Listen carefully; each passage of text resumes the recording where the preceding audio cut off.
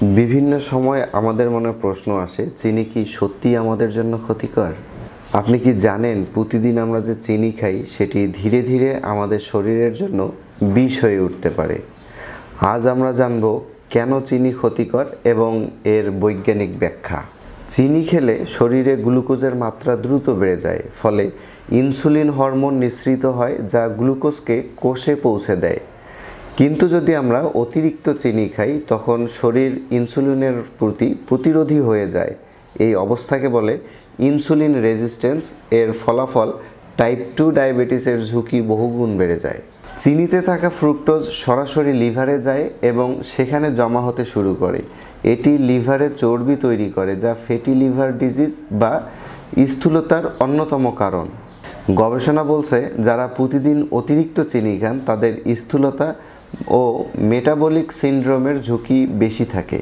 অতিরিক্ত চিনি রক্তে ট্রাইগ্লিসারাইড বা খারাপ কোলেস্টেরল এলডিএল বাড়িয়ে দেয়, যা ধমনীতে চর্বি জমিয়ে ব্লক সৃষ্টি করতে পারে।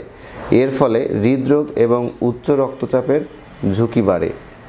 তাই সময় থাকতেই কিন্তু আমাদের সাবধান হতে হবে। চিনি মস্তিষ্কে ডোপামিন নিঃসরণ বাড়িয়ে সাময়িক আনন্দ দেয়, কিন্তু যখন এই প্রভাব কমে যায় তখন আমরা আরও চিনি খেতে চাই। এটি আসক্তির মতো কাজ করে এবং হতাশা ও উদ্বেগ বাড়াতে পারে। এছাড়াও চিনি দাঁতে ব্যাকটেরিয়ার খাদ্য হিসেবে কাজ করে এবং অ্যাসিড উৎপন্ন করে। এই অ্যাসিড দাঁতের এনামেল নষ্ট করে, যার ফলে ক্যাভিটি এবং দাঁতের ক্ষয় হয়। এখন কথা হচ্ছে, তাহলে কি চিনি পুরোপুরি এড়িয়ে চলতে হবে? না, তবে পরিমাণ নিয়ন্ত্রণ করা জরুরি।